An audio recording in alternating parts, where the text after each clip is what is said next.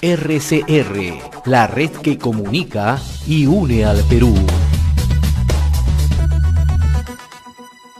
Es grato presentar a esta hora al señor Carlos Escafi Rubio. Él es analista en temas internacionales, director del TINTAP Relaciones Internacionales y profesor en la Pontificia Universidad Católica de Perú. Le agradecemos la gentileza de compartir esta comunicación a través de RCR, Red de Comunicación Regional. Señor Escafi, qué gusto saludarlo, muy amable como siempre.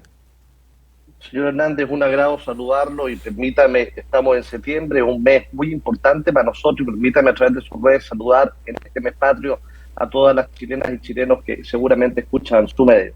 Usted acaba de decir algo interesante, ¿no? Septiembre es un mes importante en el calendario histórico de su país, ¿no? Se dan de aniversario, pero también se celebran sucesos, ¿no?, que ocurrieron hace varios años, ¿no?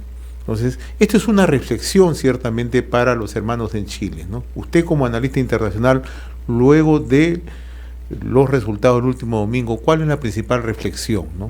Porque ya hay una reacción de parte del gobierno de Gabriel Boric, ¿no? Pero siempre es interesante mirar a los agentes políticos, mirar a quienes siguen el día a día de la vida política y social en Chile. Efectivamente, don José, usted lo ha dicho, yo creo que la gran conclusión, fíjese, yo soy porteño, soy de Valparaíso, una de las zonas donde se pensó que la prueba iba a ganar, no fue así. La principal conclusión es que Chile ha dado una muestra de sensatez. Yo pongo el acento en ello, una muestra de sensatez, de madurez democrática y una, fíjese, no menor señal para la región. Por otro lado, en Chile se evidencia que la institucionalidad existe y esta se respeta. Fuimos testigos que el domingo, antes de las 20 horas, ya sabíamos el resultado de este plebiscito constitucional de salida, pero por lo demás, los voceros del apruebo, en un hecho esencial democrático, aceptaban la derrota y de alguna forma la tradición democrática y republicana se mantiene. Eso es importante destacar porque finalmente son estos los sucesos en donde se constata la manifestación del pueblo, algo que ha sido tan resumido, pero tan de alguna forma transversal. En estos últimos 5 años en Latinoamérica se ha venido mucho hablando de las manifestaciones populares, de las manifestaciones del pueblo, y por tanto esto se traduce además en una tremenda oportunidad para el presidente Gabriel Boric en cuanto a lo que va a significar liderar este proceso para conducir el país, pero con una tarea no menor. Y esa tarea no menor va a significar lograr cohesionar una fracción expuesta en la sociedad chilena que se ha hecho evidente, le diría yo, desde aquel octubre del 2019, donde tuvimos el estallido social conocido mundialmente. De hecho, fíjese, con la victoria del rechazo, Chile se convierte en el primer país en decirle no a una nueva constitución a través de un plebiscito. En esta década, las asambleas constituyentes, don José, se han transformado nuevamente en un mecanismo predominante para impulsar cambios constitucionales, y este rechazo en Chile se impone, ojo, en todas las regiones, don José, sin excepción alguna, incluso en los bastiones que de alguna forma se decía donde el apruebo podía ganar, me refiero a la región metropolitana en Santiago y particularmente a la mía en Valparaíso, no fue así. Y un dato también que es importante, cuando uno desagrega la data, don José, uno comienza a constatar de que fueron las clases más desatendidas y también los jóvenes los que deciden rechazar.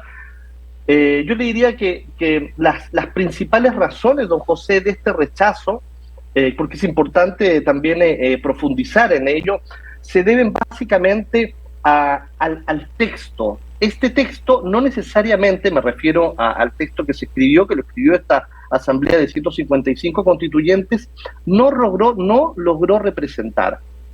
Y cuando le digo que no logra representar, permítame hacer un retroceso en esta explicación y decirle que cuando el presidente Piñera escucha este estallido social, decide entregarle a Chile y a los chilenos una salida política, don José, a un reclamo social. Y esa salida política fue una nueva constitución. Y cuando usted le pregunta a la sociedad, o lo analiza en profundidad a través de estudios científicos, sociales, antropológicos, la sociedad chilena no necesariamente en ese minuto buscaban una nueva constitución.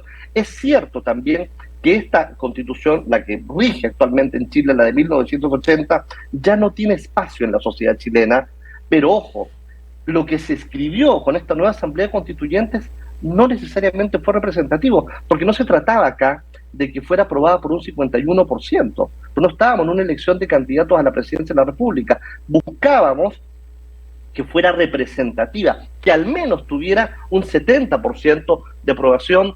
Y claro, y las principales razones, vuelvo al tema inicial de las razones del rechazo, era básicamente porque generó mucha reticencia cuando se habló de plurinacionalidad y se asocia con la división del país, la creación de pueblos originarios, o que se interpreten a estos pueblos originarios como grupos privilegiados, ¿no? Y claramente ese discurso, don José, permeó en el debate nacional.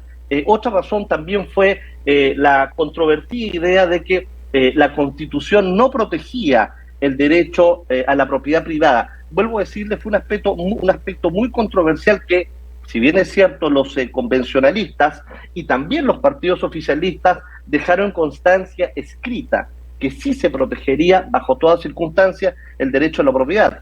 Pero también sumó la evaluación de la convención y la imagen que ésta irradiaba. Usted lo sabe, como periodista, comunicación es percepción, y resulta que algunos convencionalistas que llegan a esta convención fueron quienes estaban en primera línea, y me refiero particularmente uno, al señor Rojas Bade, que él dice: yo voy a luchar por mejores condiciones al acceso a la salud, y él se muestra además como una persona que padecía de un cáncer terminal, cuando no necesariamente era así. Entonces fueron una serie de sucesos que comenzaron a golpear de manera importante la narrativa de este texto, y sobre todo la imagen que quedaba en el ciudadano de a pie. Por eso que además se comienzan a desarrollar otras ideas, como por ejemplo una alternativa distinta a este cambio constitucional. Pero lo importante en este minuto es que Chile continúa bajo la Constitución de 1980. Reitero, esta Constitución no necesariamente tiene mayor espacio. Lo más probable es que el Servicio Electoral, que ha dicho que necesita 5 meses, y seguramente el presidente va a tener que hacer una nueva consulta junto con la Cámara de Diputados y la Cámara de Senadores para eventualmente convocar nuevamente a otro plebiscito de entrada, para que finalmente sean las chilenas y chilenos que decidamos si es que queremos. Y yo le aseguro que el resultado va a ser importante, que se escriba nuevamente otro texto, pero en este caso, sobre todo, que se escriba con mayor capacidad reflexiva y espíritu cohesionador, don José. Ahora, señor Escafi, en realidad lo que usted puntualiza es bastante cierto, ¿no? Lo que ha primado en Chile es que se busca un cambio institucional, punto uno.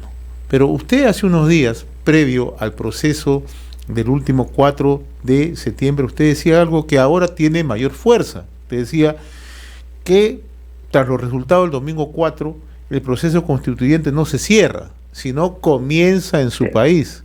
Y esa es una realidad, porque ahora se van a revisar. Claro, los espacios, los escenarios son diferentes, pero comienza una nueva discusión para lo que muchos chilenos anhelan, ¿no? Reformas, modificaciones, cambios constitucionales, pero dentro del plano institucional, que es lo más rescatable. Absolutamente, don José, es como usted lo señala. Hoy, y fíjese, yo siempre he revisado la historia republicana del Perú, y en algún momento entiendo que el señor Haya de la Torre dijo que las cámaras pasaban por un proceso de desfleme. Yo creo que nuestra convención, esta primera convención, ya se desflemó, y la segunda convención que podríamos tener va a ser una convención con mucha más sensatez, pero entendiendo lo que la sociedad chilena quiere. La sociedad chilena quiere cuestiones muy básicas, don José. Quiere seguridad, quiere vivir en paz, quiere unidad. Después de 2 años y medio, sumado a la pandemia, la convención que concluyó su periodo no necesariamente logró tener sintonía social. Hoy vamos con algún grado más de madurez. Lo más probable es que se escriba un documento que tenga mucho, sobre todo, representatividad. Esto, sin lugar a dudas, fue el resultado del domingo, abre una esperanza para que podamos encontrar un camino que sea dirigido para resolver los problemas de verdad del país. Hemos perdido un periodo largo, pero hay que, bueno, sacar lecciones, ¿no? Básicamente apuntar además a fortalecer cuestiones relevantes en materias económicas para el país, ¿no? Señales importantes hacia el exterior respecto a que mantenemos y seguiremos manteniendo, por ejemplo, solvencia fiscal, quitarle, por ejemplo, reducir, mejor dicho, estas posturas revisionistas en materias de apertura comercial, entregar señales concretas de estabilidad jurídica, de estabilidad económica y de estabilidad política. Yo creo que finalmente eso es lo que chilenas y chilenos necesitan. Oiga, la discusión, fíjese, en las calles no necesariamente es tan profunda. Vuelvo a decirles, seguridad, son accesos a la salud, dignidad y, por cierto, equidad también. Y el discurso ahí tiene que lograr permear finalmente a quienes necesitan sentirse representados en estos aspectos que les señalo. Ahora, las primeras señales del presidente Boric indican eso, porque naturalmente el presidente Boric va a tener que reflexionar muy seriamente después del día domingo, ¿no?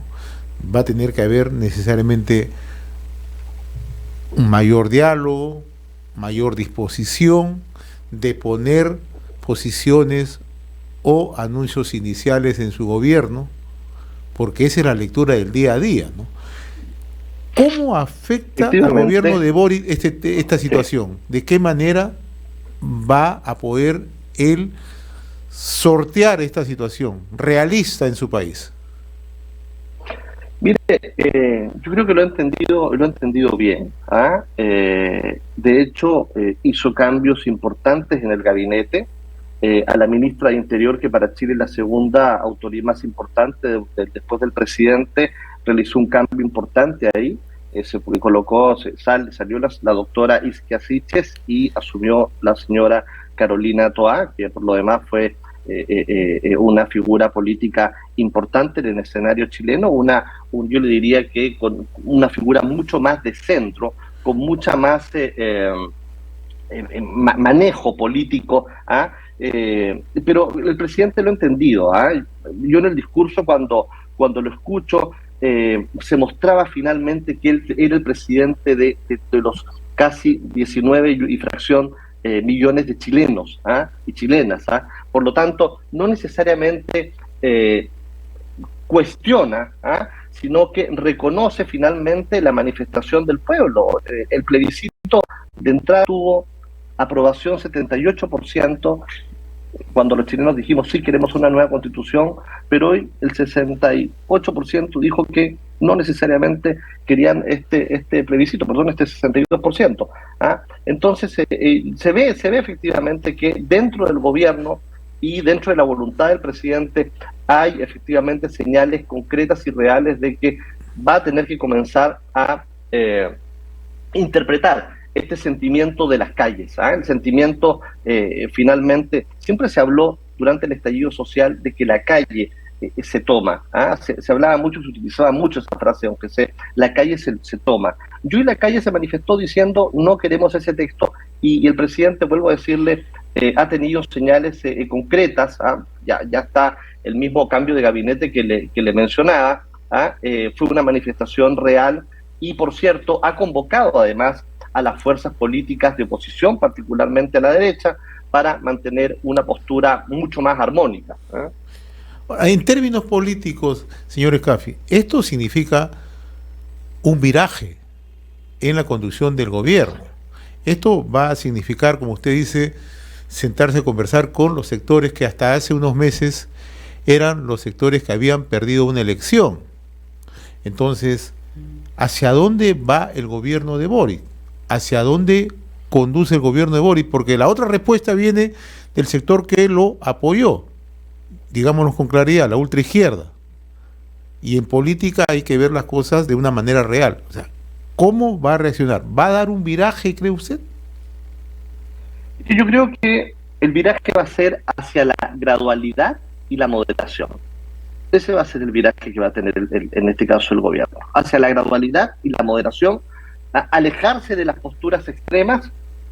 Ya la sociedad se manifestó, la sociedad no está de acuerdo con posturas radicales y extremas, la sociedad quiere que se atiendan cuestiones básicas, puntuales, como las que ya le mencioné. Por eso le digo que el viraje, si es que existe este viraje, yo creo que sí va a ocurrir, va a estar vinculado básicamente hacia la gradualidad y la moderación, con foco particularmente en cuestiones esenciales como seguridad, reforma previsional, salud, educación, y obviamente lo que significa pues el manejo de la compleja situación que mantenemos en el sur de Chile, particularmente en la Araucanía.